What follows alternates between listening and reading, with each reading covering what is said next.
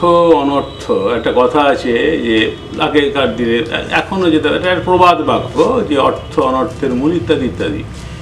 কিন্তু যাই বলুন, আজকের দিনে অর্থ মানে শুধু টাকা পয়সা। আমরা টাকা পয়সারই দেওয়া নেওয়া করতাম, কেননা ক্যাশিয়ার ছিলাম। কিন্তু অর্থ তো সব কিছুরই আছে। অর্থ মানে দেখুন, একটা সমাজ যখন টিকে থাকে তার একটা সংস্কৃতি থাকে। আজকে তো কয়েক হাজার বছর ধরে এই যে মানব সমাজ ধীরে ধীরে আবার সেটা পরিবর্তিত হয়, সময়ের সঙ্গে সঙ্গে সব কিছু পরিবর্তিত হয়। তো আমরাও আজকে এই জায়গায় এসে পৌঁছেছি। তো সেই জায়গায় দাঁড়িয়ে এই ধরুন বেলুড় বা এই সমস্ত অঞ্চলের লোকেরা আজ থেকে 100-150 বছর আগে থেকে আর একটু বেশিই বলবো, কেননা বাঁশবেড়িয়াতে 1848 সালে লাইব্রেরি তৈরি হয়েছে।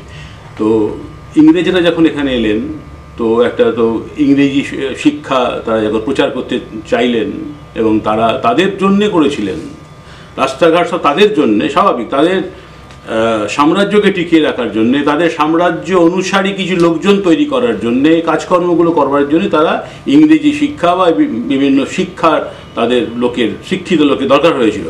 তখন সেই সব এলাকার লোকেরা কিন্তু ভাবলো যে আমাদের শুধু বই তো পড়ছি, কিন্তু বই পাবো কোথায়?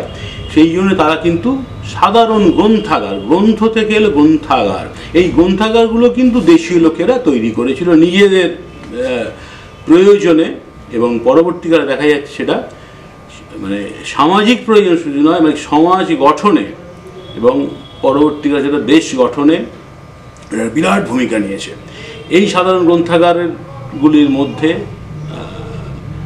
1895 সালে এই বেলুড় সাধারণ গ্রন্থাগার তৈরি হয়েছে। তার 10 বছর আগে বালি, আরও কয়েক বছর আগে আরও পরপর অনেকগুলো গ্রন্থাগার তৈরি হয়েছে। তো আমি খুব ছোটোবেলা থেকেই এই গ্রন্থাগারের কর্মী হওয়ার সুযোগ পেয়েছিলাম। সেই সুযোগটা পাওয়া থেকেই হচ্ছে বইপত্র পড়া। এবারে বই শুধু পড়লাম না, বইকে এনে আনতে হবে, রাখতে হবে, গুছোতে হবে, তার তো একটা সিস্টেম আছে। নাহলে একটা জায়গায় যদি হাজার হাজার বই থাকে, তাকে যদি বলা হয় আমি ওই বইটা, সে তো তার তো সারা জীবন লেগে যাবে একটা বই খুঁজে বার করতে। সেই জন্য এই সিস্টেম। এবং পরবর্তীকালে পশ্চিমবঙ্গ সরকার তখন যারা ছিলেন, তারা হচ্ছে গ্রন্থাগার একখানা বিভাগ তৈরি করলেন। আগেও কিছু গ্রন্থাগার ছিল, যেমন ডিস্ট্রিক্ট লাইব্রেরি। পরবর্তীকালে ওনারা কিন্তু বিভিন্ন এই যে সাধারণ গ্রন্থাগার, এইগুলোতে তারা হচ্ছে লোক পাঠালেন, সরকারি লোক, যারা গ্রন্থাগার বিজ্ঞান পড়ে এসেছে। এবং এখন এটা অনেকে বলবেন চাকরির সুবিধা হলো, ঠিকই, কিছু লোকের চাকরি, কিন্তু চাকরি পেল না, তাই সঙ্গে অনেক জায়গাতে কিন্তু গ্রন্থাগারগুলো টিকে রইল। এবং সেই গ্রন্থাগার টিকে রইল মানে কিন্তু অনেক মানুষ পড়াশুনো করার সুযোগ পেলেন। আজকে এই জায়গায় দাঁড়িয়ে আমরা চেষ্টা করছি, তবে যদিও নানা রকম কারণে আমরা কোনো সরকারি স্পন্সর্ড লাইব্রেরি বলতে যা বোঝায় তা কিন্তু নয়। ফলে আমাদের এখানে কোনো সরকারি গ্রন্থাগার, মানে কোনো গ্রন্থাগারিক নেই। কিন্তু তাহলেও এখানকার মানুষজন তারা কিন্তু এই লাইব্রেরিটাকে ধরে রেখে দিয়েছেন। এবং যেখানে সরকারি গ্রন্থাগার আছে সেখানেও কিন্তু আশপাশের মানুষজনই কিন্তু সেই গ্রন্থাগারগুলোকে ধরে রাখার জন্যে মেন উৎসাহ নিয়েছেন। এবং মানুষের উৎসাহ ছাড়া তো কোনো কিছু হয় না। তো এটা এখানেও তাই। এইভাবেই আমরা এটাকে, অনেক প্রাচীন পুঁথি, অনেক পুরনো বই আছে, অনেক কিছু নষ্ট হয়ে যায়। দেখুন কালের কবলে সবই নষ্ট হয়ে যায়, সেই হিসেবেই নষ্ট হয়ে যায়। এইটা একটা কথা। এইটা হচ্ছে লাইব্রেরি তো থাকবে, গ্রন্থ থাকবে, গ্রন্থাগার থাকবে, তবেই তো গ্রন্থকারেরা থাকবে। গ্রন্থাগার না থাকলে গ্রন্থকারেদের কোনো দাম থাকে না। আমরা যারা একটু লেখালেখি করি তারা আলটিমেট তাদের বই তো এইগুলো কোথায় যাবে? তো এই গ্রন্থাগারে থাকবে, 5 জন পড়বে, সেটাই তো বড় কথা। এবং আজকের দিনে বহু মানুষ তাদের নিজেদের বই আমাদের এখানে দিতে চাইছেন, তাদের বাড়িতে অসুবিধা না। কিন্তু আমাদের তো একটা লিমিটেশন আছে, কত বই নেব। আমরা সবসময় পারি না, অনেক সময় আমাদেরকে ফিরিয়ে দিতে হয়।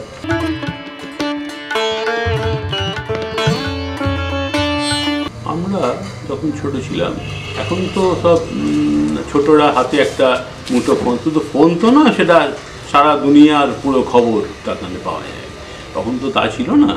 তাহলে আমরা ওই ছোটোবেলাতে লিখতাম, অনেকে লিখত, যে তার কী হলো, সব থেকে সোজা হচ্ছে পদ্য লেখা। তার কবিতাটা তখন পদ্য, এই মিলিয়ে এই হলো। এরকম করতে করতে শুরু হলো। তো আমাদের এই লাইব্রেরিতে একজন ছিলেন, কিছুদিন আগে উনি প্রয়াত হয়েছেন, মনীন্দ্র ঘোষ। উনি এই অঞ্চলের নামকরা কবি এবং গীতিকার। তো ওনার সঙ্গে যোগাযোগ স্বাভাবিকভাবেই হলো। উনি তখন বললে তুমি লেখো। আমি একটা লিখলাম, কবিতা দিলাম, বলে ভালো হচ্ছে। আমি জানি ও সমস্ত তো উৎসাহ দেওয়ার জন্য সবাই বলে ভালো হচ্ছে, ভালো আর কী হচ্ছে আমি বুঝতে পারছি। হ্যাঁ, আমাকে বললো তুমি কিছু কবিতা বিভিন্ন জায়গাতে পাঠাও। আমি কিন্তু কোথাও পাঠানো আমার হয়ে ওঠেনি। হ্যাঁ, আমি জানতাম তো এইসব কবিতা কেউ ছাপবে না, এই বেকার পাঠিয়ে কী হবে। এইরকম করে কিছু লেখা হয়েছে, অনেক লেখা হারিয়ে গেছে। তারপরে কিছু সাহিত্য পত্রিকা, বা আমি যখন অফিসে ছিলাম রেলে, ওখানে কথা বলে একটা পত্রিকা বেরোয় সাউথ ইস্টার্ন রেলের, এবং মানে ইস্টার্ন সাউথ ইস্টার্ন সব মিলিয়ে আর কি, মানে রেল কর্মচারীদের একটা প্রয়াস হচ্ছে কথা। ওখানে আমি কিছু কবিতা দিয়েছিলাম, তো ওটা চেপেছিল। ওরা বললো ভালো হচ্ছে। মনে মনে ভাবলো যে ভালো তো সবাই বলবে, কেউ কি আর বলবে খারাপ হচ্ছে, কি স্বাভাবিক, এটা সাধারণ কথা। তো সেই হিসেবে লিখলাম। তবে আর এতে কী হলো, অনেক দিন পরে যখন এসব হয়ে গেছে, অনেক দিন পরে আমাকে আমার, এবং এই সময়তে একটা কথা বলি, আমার কবিতা, আমার কল্পনালতা এবং প্রিয় বান্ধবী স্মরণে বিস্মরণে বলে এই দুটো খুব পাতলা কবিতার বই আমি কিন্তু বারও করেছিলাম। তবে তারপরে আমার যেটা মনে হয়েছে, এসব বই বার করার দরকার নেই, সেই আমার খুব একটা ব্যাপারটাই ছিল না। তা কিন্তু এই আমাদের মনীন্দ্র ঘোষ উনি আমাকে একদিন বললেন, দেখো আমি একদিন তোমার বাড়ি যাবো, যে তোমার কবিতাগুলো তো বার করো। সেসব খাতা টাতা খুলে বার করলাম, বা উনি কিছু বাঁচলেন, বললে এইগুলো না চলবে। কী চলবে, কোথায় চলবে, বই বার করো। তো আমি যেহেতু সিনেমার ওপর, ফিল্ম সোসাইটির লোক, তো ন্যাচারালি সিনেমার ওপর আমি কিছু একটা পত্রিকা বার করি, এবং পত্রিকাটা ওই ফিল্ম সোসাইটি অনুযায়ী, ওই অনুযায়ী এই সিনেমার পত্রিকা যেটাকে বলা যায়। মানে সিনেমার এখনকার খবরাখবর বা এইসবগুলো খুব একটা নয়, বরঞ্চ ক্লাসিক্যাল যে সিনেমা বা সিনেমা সংক্রান্ত এইসব খবরগুলো থাকে। তো ন্যাচারালি আমার ওই যেহেতু পত্রিকা বার করি, অথবা আমাকে হচ্ছে মানে এই মুদ্রণ বিভাগ বা প্রকাশনের সঙ্গে আমাকে তো সবসময় যুক্ত থাকতে হয়। তো ন্যাচারালি আমার পক্ষে এমন কিছু ব্যাপার ছিল না। তো সেই হিসেবে একটা ওই কবিতার একটা হলো, এবং সেটা মোটামুটিভাবে বার করলাম।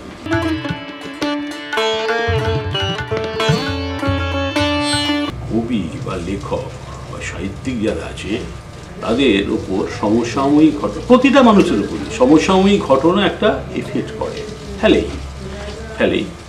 কিন্তু যারা লেখক, তারা ধরুন আপনার উপর কেউ, আপনি খুশি হলেন, হয়ে তাকে কিছু বললেন, বা ধরুন বলতে পারলেন না, সব জায়গায় কিন্তু খুশি হতেও পারেন না, অখুশি হলে আপনি কি বলতে পারলেন না, আপনি মানে।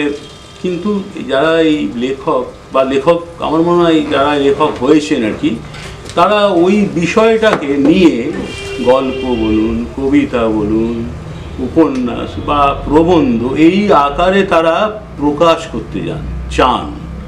সেই প্রকাশ করার আমি কি বলতে পারছি না, বললে অসুবিধা হয়তো আছে বা সুবিধা আছে, বা সুযোগ পাচ্ছি না, সকলের কাছে পৌঁছবার একটা রাস্তা তো লেখা।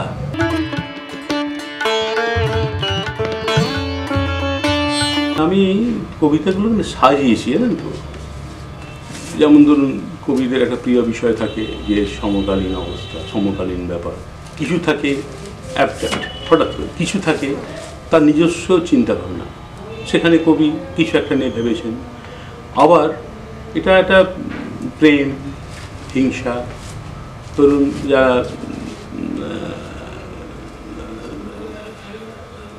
যারা পুরুষ, আমি পুরুষ, নারীদের পুরুষ, এই যে নানা রকম একটা আবেগ কাজ করে, এগুলো লেখার মধ্যেও থাকে। আপনারা তো জানেন যে আজকে এখন এই বছরটা যা শতবর্ষ চলছে, ঋত্বিক কুমার ঘটক, তিনি আগে কবিতায় ছিলেন। কেন? তিনি তাকে নিজেকে প্রকাশ করতে চাইছিলেন, নিজেকে উনি মানুষের সঙ্গে যোগাযোগ করতে চাইছিলেন। তারপর উনি এলেন নাটকে, গল্পতেও ছিলেন, তারপর উনি এলেন সিনেমায়। আমার এক বন্ধু আছে সব্যসাচী ভৌমিক, সেও কিছু সিনেমা তৈরি করেছে, মহিষাদলের ছেলে রেলে কাজ করে, সেও কিন্তু কবিতা লিখত, তারপর সে সিনেমা। এরকমভাবে মানে নিজেকে প্রকাশ করা, নিজেকে কারণ দেখুন সবাই চায় আমার সবাই চায় এই যে মর জগৎ, এটা একটা সীমার মধ্যে আছি। 52, 55, 58, 80 একটা সীমা, 100 হলো সীমা। সে চাইবে তার যা কিছু সেটা আরও ছড়িয়ে দিতে। তা সেই ছড়িয়ে দেওয়ার একটা মাধ্যম দরকার। তো এই মাধ্যম কারোর কাছে রং তুলি, কারোর কাছে লেখা, সাহিত্যে অনেক ভাগ আছে। কেউ আবার নাটক লেখেন, তার নাটক, কার কবিতা, কারোর গল্প, কারোর ক্ষেত্রে প্রবন্ধ, নানা রকমভাবে এরা ছড়িয়ে দেয়। যারা আবার সিনেমাকার, তারা আবার সিনেমা করতে, সিনেমার মধ্যে দিয়ে নিয়ে যান, নানানভাবে নিয়ে যায়। এগুলো মানে অ্যাকচুয়ালি এগুলো সবটাই হচ্ছে আপনার নিজেকে রিলেট করা, নিজেকে সম্পর্কিত করা অন্যের সঙ্গে।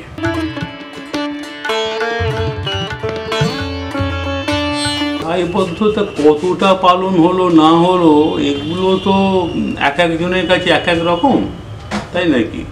হ্যাঁ, আমি মনে যতটা পারছি, যে যতটা পারছে, কারোর ক্ষেত্রে কেউ বলবে উনি 50% পেয়েছেন, আবার সেই একই জিনিস অন্য অন্য পরীক্ষক বলে না এ তো ফার্স্ট ক্লাস পেয়ে গেছে, আরে এ তো লেটার পেয়েছে, আরে পাসই করেনি। এইরকম নানা রকম তো আছে, সেগুলো তো কিন্তু তিনি রিলেট করতে চাইছেন নিজেকে, এইটি বড় কথা, তাই না?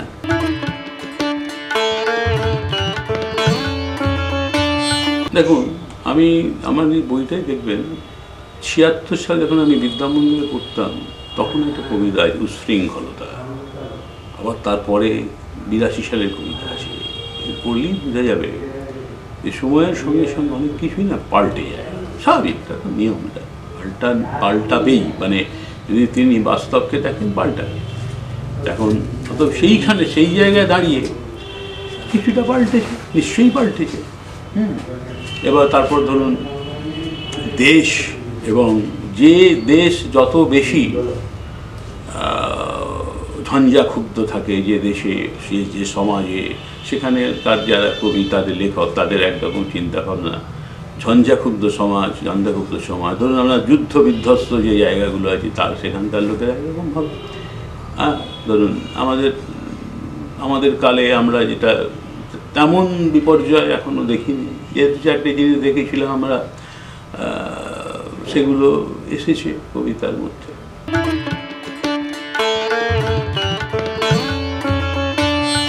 ভবিষ্যৎ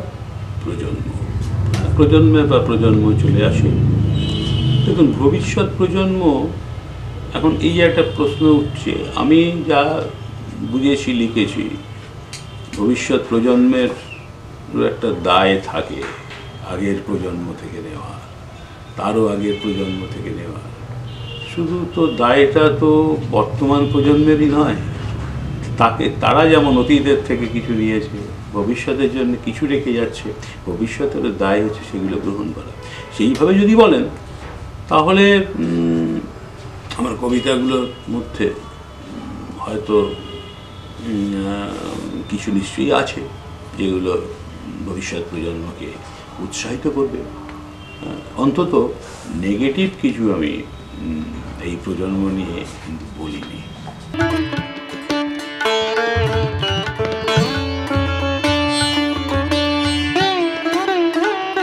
একটি অনিবার্য মৃত্যু।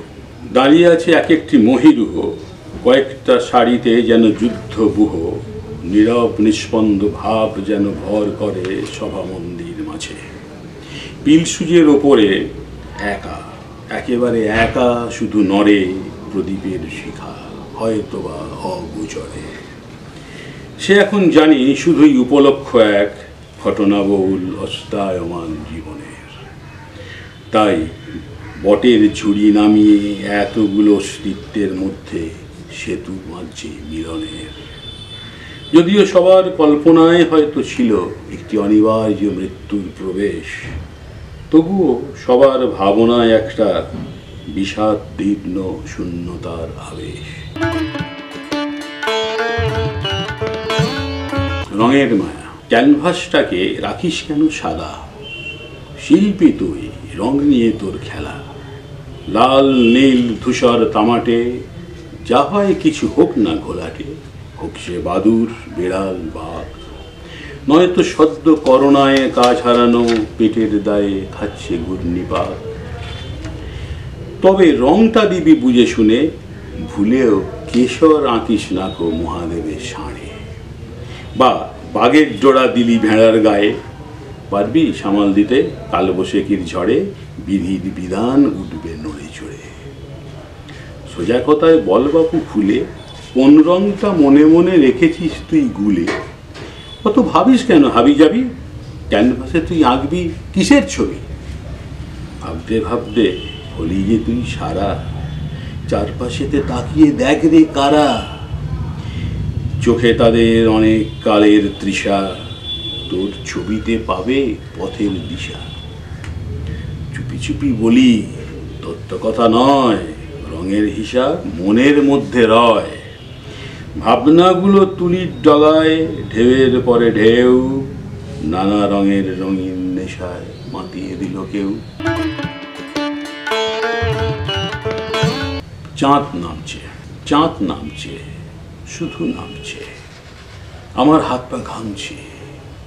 চাঁদ হাসতে হাসতে নামছে, এই তেপান্তরের পারেই কোনো সংকেত না দিয়েই চাঁদ নামছে, শুধু নামছে।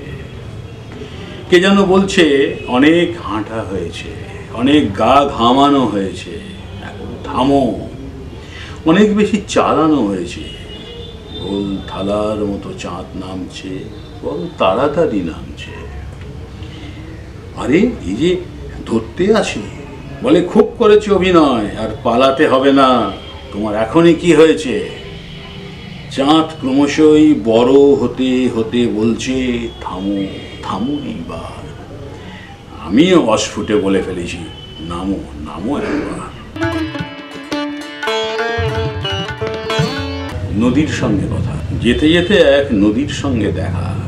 বললে নদী, চললি কোথায় একা? কোথায় আবার তোমার কাছে আসা? পুলিশ কি রে এত ভালোবাসা? বজরা ভাসে, ডিঙি ভাসে, ভাসে গাছের ফল, মরা ভাসে, রক্ত ভাসে, ভাসে চোখের জল। ঢেউয়ের সঙ্গে হাওয়া মাতে, শুনি ছলাৎ ছল, কালের কথা, হালের ব্যথা, বলে তোমার জল। এত জ্ঞানী হয়েও কেন চুপটি করে রও, সকলকে ঘাবড়ে দিয়ে পাশটি ফিরে শো। তাই তো তোমায় দেখতে এলাম, কত ঘন ঘটা, সকাল সাঁঝে তোমার বুকে কত রঙের ছটা। তারই মাঝে ভেসে থাকে কত কালের গান, টাপুর টুপুর বৃষ্টি পড়ে, নদী এলো বান। বান তো এলো, রেখে গেল কান্না হাসির খেলা, আমরা সবাই তাই তো ভাষাই নানা রঙের মেলা। সোনালি রোদ আর পড়ন্ত বিকেল, সোনালি রোদ আর পড়ন্ত বিকেল, নতুন গজিয়ে ওঠা কবিদের চোখে স্বপ্ন মানে, অফুরন্ত আবেগ বশ মানে, অল্প কয়েকটি রেখার টানে। আমি ভাবি আমার জীবনে পড়ন্ত বিকেল এসেছিল কিনা, এলেও সোনালি রোদ উঁকি দিয়েছিল কিনা, মনে কিন্তু পড়ে না। আমি তাই সোনালি রোদ আর পড়ন্ত বিকেলের অপেক্ষায় সময় কাটাই। সমাধিতে, একান্ত নিভৃতে, আমার সমাধির ওপরে সারি সারি বাতিদান, যুগ যুগান্তের সঞ্চিত অন্ধকার, ব্যর্থ প্রস্তুতির মিথ্যা আড়ম্বর ঘুমিয়ে থাকে গভীর অন্ধকারের শীতল গহ্বরে। শত সহস্র মানুষের ব্যর্থ বেদনা, রোদ, ঝড়, বৃষ্টির অবিরল আনাগোনা, প্রকৃতির যত সব বিরল ব্যঞ্জনা, সমাধির কারা ভাঙতে পারে না। যতবার ভাবি এই পাথরের চাঙড়গুলো ভেঙে চুরমার করে দিই, দোলে পিষে উড়িয়ে দিই ভোরের হাওয়ায়, তারপর বেরিয়ে পড়ি, মাথাটা ঠেকিয়ে দিই মার্তণ্ডদেবের পায়ের তলায়, চেঁচিয়ে উঠি রুদ্ধ আবেগে, আমি মুক্তি পেয়েছি শীতল অন্ধকার আর ঘন অহংকারের বেড়াজাল ভেঙে। কিন্তু না, তার হয় না, হয়তো তা হবার নয়, আমিও ভাঙতে পারি না এই দুঃসহ কারা। গুঁত হয়ে থাকি চেতন অচেতনের মাঝখানে, এক চিলতে পাটাতনের ওপরে, মনে দ্বন্দ্ব, অন্তরে ভয়, কিছুই হবার নয়। সমাধিকারার অন্তরালে শত ব্যর্থ চেষ্টার শেষ হয় এইভাবে, একান্ত নিরিবিলি। চিন্তার দোলায় কবি, অন্ধকার পথের প্রান্তে দাঁড়িয়ে এক কবি কাঁধের ঝোলা দিয়ে কি একটা বেরিয়ে রয়েছে, একটা হাত পাঞ্জাবির পকেটের ভেতর, অপর হাতটা কি যেন খুঁজে বেড়াচ্ছে। চোখের দৃষ্টিতে বিমনা মনের আভাস।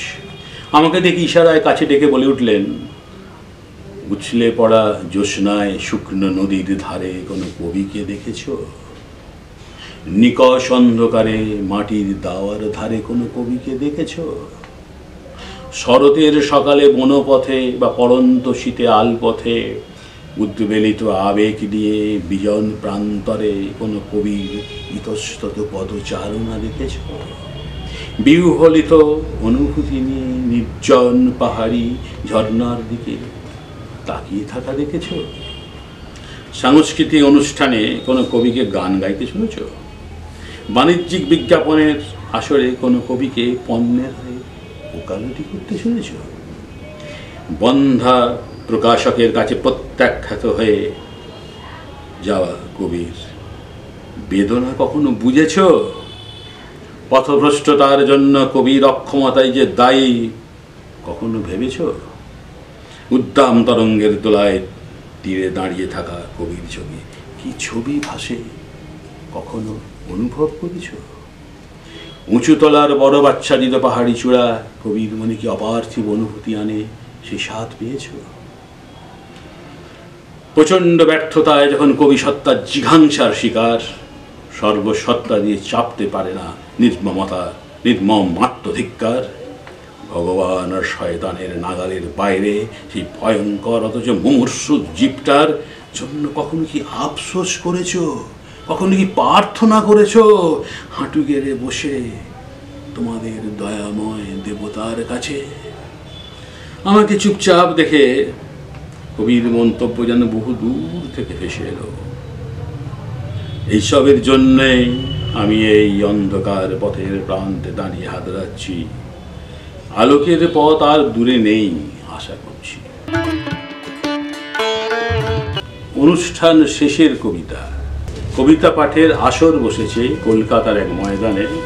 খ্যাত অখ্যাত কবিদের ভিড় উপচে পড়ছে সেখানে। একে একে কবিরা মঞ্চে আসছেন, হাতে হাত ধরা স্বেচ্ছাসেবক স্মরণীবে কায়দা করে শুনিয়ে যান কবিতার গুণকীর্তি যেন বিবাহ যোগ্রামে। হঠাৎ কি হলো আমার, আলোয়ান গায়ে তদবিরে ব্যস্ত পুরু চশমার আড়ালে উছলে পড়া দৃষ্টির এক কর্মকর্তাকে জানালাম আমি কবিতা পাঠ করব। আর কি ভাগ্য, সঙ্গে সঙ্গে অনুরোধ গৃহীত হলো আমার। মাইক্রোফোন পর্যন্ত পৌঁছে গেলাম যেন স্বপ্নের দোলায় চেপে। ব্লাড প্রেশার, পালস রেট কত ছিল, আদৌ ছিল কিনা দেখিনি মেপে। মঞ্চের এক পাশে দাঁড়িয়ে থাকা উদ্যোক্তাদের একজন ঘোষণা করলেন আমার নাম। হসা সম্বিত ফিরে এলো। পকেটে কবিতা কোথায়? সেসব তো বাড়ির আস্তা করে, নয়তো ছাইয়ের গাদায়। কিন্তু ফিরে যাওয়ার উপায় নেই, সাহস নেই, সামর্থ্য নেই, সময়ও নেই। জানি এখনই উদ্গীপ আসো তারা চেঁচিয়ে উঠবে, নেমে আসুন দাদা, আর কবিতা পড়তে হবে না, নাম নাম। জন্মাবার পর থেকে যত সাহস সঞ্চয় করেছিল ভল্ট থেকে বার করে সারা শরীরে ছড়িয়ে দিলুম। তারপর যুক্ত করে বলে উঠলুম কবিতা পাঠের আসরে আমি অভিভূত, পাঠকের অকৃপণ ভালোবাসা, কবিদের অসীম ভরসা। মানুষের আনন্দ বেদনা কবিতায় পায় সফল ব্যঞ্জনা।